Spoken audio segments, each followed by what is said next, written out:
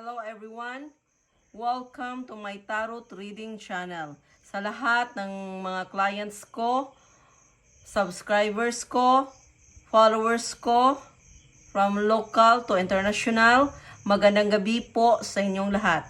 Ang gagawin po natin ngayon ay mag-tarot update po tayo kay Presidente Ferdinand Marcos Jr. Ating titingnan ang kanyang career. So, ano po ang mga kaganapan ngayon sa kanyang career? Ano po ang bago? So, before tayo magsimula, paki-like, share, comment, at paki-subscribe sa aking channel na Young Sacred Space. So, sa mga gustong magpa-personal reading sa akin, paki-check po ang screen at saka sa description below sa video na to, nandyan po ang aking WhatsApp number.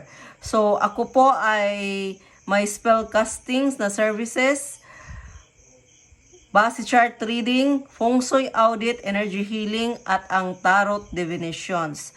So, ulitin ko, dyan nyo ako kontakin sa aking WhatsApp number nandito sa screen at nasa description below.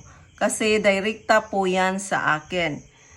Ngayon, atin ang simulan ang kanyang reading. Kumustahin natin ang kanyang career. Ano na ang mga kaganapan, mga pagbabago sa kanyang career, sa kanyang mental at emotional state ng ating Pangulo sa sitwasyon niya ngayon. Tingnan natin ang kanyang environment card, ang kanyang advice card, at ang kanyang pwedeng maging outcome. So, ngayon, at nakikita ko sa kanyang past na feeling po niya ay na-undervalue po siya. So, naramdaman niya yung self-doubt, insecurity po. Na-overwhelmed po siya sa mga challenges na naranasan niya or mga responsibilities na hinahandle niya. So, parang na-burn out na siya. So, na-decrease po yung motivation dahil po sa pagsimula pa lang ng kanyang pag-upo ay marami na po siyang hinaharap na problema. So, ngayon, tingnan natin ang kanyang present situation sa kanyang career. So, nakita ko dito na may ginagawa naman siya. May ginagawa siya. Sakto naman yung pag-iisip niya nung simula. Pero nga lang, dahil sa mga tao sa paligid, yun nga, nagbago po ang lahat. So, dahil sa mga desisyon ng mga mali-mali, yung feeling niya na unfulfilled po or na-dissatisfy po siya sa kanyang career situation. So, imbis na magpasalamat siya sa mga na nasa sa kanya ngayon, pero na lack of gratitude po siya. So, parang kulang. So, may kulang. So, kung siya lang yung magdesisyon, masusunod ang kanyang, kung ano ang nasa kanyang puso. So, nasa puso. So, yun nga, ang tao kasi hindi makontento. So, may kasama ka ring mga taong hindi makontento. Kaya, pariha na kayo ng energy. So, may ginagawa na kayo na makuha ang mga gusto kasi nga hindi na kontento sa kung ano na sa kanila. So, pwede ka nang magkasala. Kasi nga, may ginagawa ka ng hindi sang-ayon sa batas. So, yun po. So, yan ang naramdaman niya ngayon na dissatisfy siya. Kasi nga, hindi naman ito ang gusto niyang mangyari. Pero, yun nga, na nasimula na.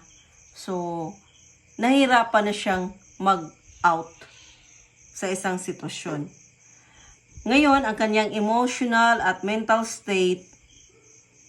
So, dahil nga marami siyang naranasan na di maganda sa kanyang career at masyado siyang drain, pero lumalaban pa rin siya. Lumalaban nga lang siya sa hindi tamang paraan. So, dapat niyang paghandaan na sa susunod na 3 buwan or after 3 months, marami siyang challenges at mga setbacks na mangyari sa susunod na 3 months or within 3 months or sobra ng 3 months. So, yun ang kanyang paghandaan. Kasi may paparating sa kanya na mga setbacks, hindi mga magandang influences. So ngayon, tingnan natin ang kanyang near future. Kasi baka maguluhan kayo, ito yung present at ang mental. So magkasama po sila. Ngayon, ito ang near future card. So, ang ibig sabihin nito na may delayed recognition. May delayed recognition at parang mahirapan siyang makuha or makamtan ang recognition na yon, ang tagumpay. So may nakita ko ditong pagkatalo. So maranasan niya yung mga public criticism. So obvious naman or given na yan na nandiyan na yan. Pero parang mas lumala pa ang sitwasyon. So yun nga, may nakita akong hindi niya makukuha ang kanyang gusto.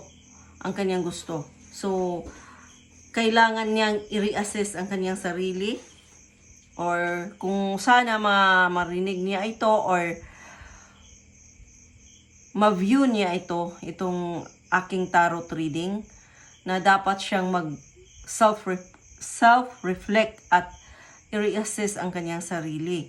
So, na dapat yung pakinggan niya kung ano ang kanyang nasa puso. Kasi nakikita ko naman dito na itong nangyayari po sa ating Pangulo na may mga desisyon siya na hindi po nasasang-ayunan ng majority po ng Pilipino ay hindi po ito sa kanya nanggaling. So, may siya, yung self-doubt or insecurity. Pero, yun nga, sinasabi, kung siya lang, mas masusunod pa rin kung ano yung tama. Pero nga, maraming nag-udyok, maraming nasa paligid na matapang. So, nagiging matapang na rin siya paggawa ng mga desisyon na hindi po yung hindi po nasasang-ayunan ng majority po ng mga Pilipino. Sa ngayon, tingnan natin ang kanyang environment card. So, may nakikita ko ditong deception, may dishonesty. Or kung ano man ang ginagawa niya sa ibang tao, yun po ang parang bumabalik na sa kanya. So may nakita ako ditong spy, ganyan, may nakita ako. May nakapasok rin sa kanyang grupo, sa kanyang lungga. So may mag-traitor rin sa kanya. So itong taong to, nasa loob na. So, hindi niya alam ito, hindi niya ina-anticipate, at hindi niya talaga mapapaniniwalaan na itong taong to ay makagawa sa kanya ng katrayduran. So, may nakikita akong na ito ay ipagkanulo siya, masasaktan siya sa gagawin ng tao na to kasi nga hindi niya ina-expect na ito pang taong to. So, yon ang kanyang nasa environment. So, marami naman talagang mga taong traitor na nasa paligid niya kasi kadalasan nasa paligid niya, puro naman ng sariling pang-interest nila ang importante sa kanila. So, kadalasan sa mga nasa paligid niya, mga traitor talaga yan. But, itong tao to ay hindi niya inaasahan na mag-traitor ito sa kanya. So, yon ang kanyang environment card. Ngayon, tingnan natin ang kanyang advice card from the universe. So, kailangan niya nang i-regain ang balance, re-evaluate, avoid overcommitting. Masyado kasi oo ng oo, ganyan, oo ng oo. So, hindi na niya, yung iniisip na siya yung naiipit palagi na lang siyang nag-oo sa mga taong nag-ano sa kanya, yung nag-advise, kumbaga, or nag-sulsol, ganyan. So, parang wala na po siya sa wisyo, wala na po siya sa tamang pag-iisip, wala po siyang yung enlightenment. So, parang naano na siya yung na-close na talaga yung third eye chakra niya at saka crown chakra niya, kasi hindi na niya alam kung saan siya patungo. Hindi na niya alam kung ano yung nangyayari talaga sa kanya. Ano talaga yung nangyayari sa paligid. Ano ang dinadaing ng tao. Hindi na niya nararamdaman. Kasi nga, na-close na yung crown chakra niya. Wala na, hindi na makapasok ang, yung energy na mag-guide sa kanya. Kasi nga, close na talaga. So, kung makita man niya ito, mabasa man niya ito, kailangan niyang mag-self-reflect bago pa mahuli ang lahat. Kailangan niyang mag-self-reflect talaga. Kailangan niyang yung mag-walk away ba? Kahit sandali lang, pag-isipan niya ang lahat. Kasi nga, yung mga nasa kabila, hindi naman, so syempre ang mga kaaway niya, mga Duterte, hindi naman matigas ang mga puso nila. Hindi talaga matigas. So may pagkakataon pa sana na magkaroon ng reconciliation. At sana makita niya ito ng tarot na to para makapag-isip-isip rin siya. Hindi ko alam kung ito ay bigyan ng importansya. Pero sana na hindi po mahuli ang lahat sa kanya. Ngayon, ang nakikita ko sa kanyang long-term future. So, ang nakikita ko dito na kung ano man ang yung tinanim niya, ay siyang aanihin niya. Yun po ang nababasa ko, nakikita ko sa card na to. So, kung maganda man yun, maganda ang maaani niya. Kung hindi maganda, hindi rin maganda ang maaani niya. So, ito ay ang range ng card na to hanggang 12 months. So, ngayon, may mga katanungan po ang aking mga clients. So, tinatanong nila na makatapos ba siya sa kanyang termino. So, tayong mga Pilipino ay napagod na sa kaguluhan. So, mas nanaisin ng iba na may reconciliation. Nakakapagod din kasi magalit, nakakapagod na, hindi tayong lahat, hindi tayo perfecto. So, kung pwedeng may reconciliation or yun bang may milagro na gagawin ang Panginoon na sana matapos na ang sufferings po ng lahat ng mga Pilipino. So, ang unang tanong, makatapos ba siya sa kanyang termino? No po ang card. No po. So, kailangan niya talaga yung spiritual awareness, soul searching, ganyan. Kailangan niya para, yun lang ang paraan. Kasi kahit gaano kasama ang tao, walang imposible po sa ating Panginoon kung may blessings po ng enlightenment sa kanyang pag-iisip. So nakikita ko dito na no po ang card. So ngayon, ang pangalawang tanong ay totoo ba? Kasi maraming tao na nagdududa na si Jesus Escudero ay iniipit niya. So, totoo ba na iniipit niya si Jesus Escudero? So, yun nga. Nag-yes ang card. So, ito ay sagot ng card. So, yun. Wala akong magawa. So, yes po ang sagot kung iniipit ba niya si Jesus Escudero. Yes po ang card. Ang pangatlo na card, so, itong nagtanong sa akin ito ay isang nasa simbahan po siya. Religyoso po. So, mas gusto niyang may reconciliation. So, tinatanong niya na May chance ba na makipag-reconcile siya kay former President Rodrigo Roa Duterte?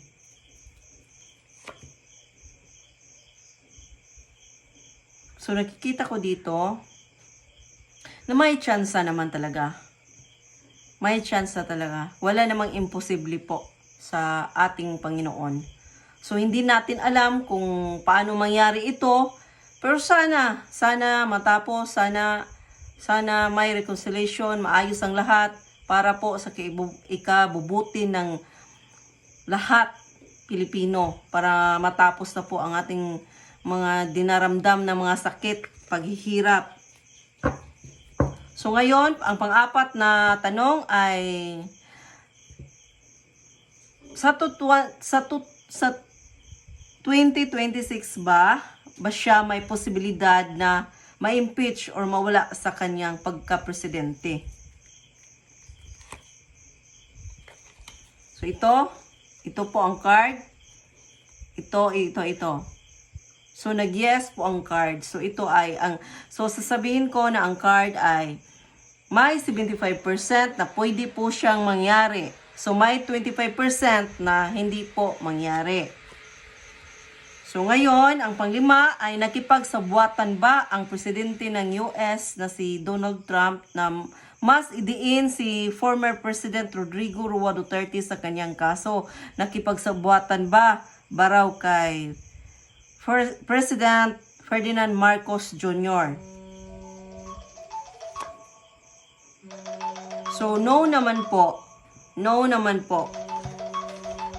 Teka lang, may tumatawag na client.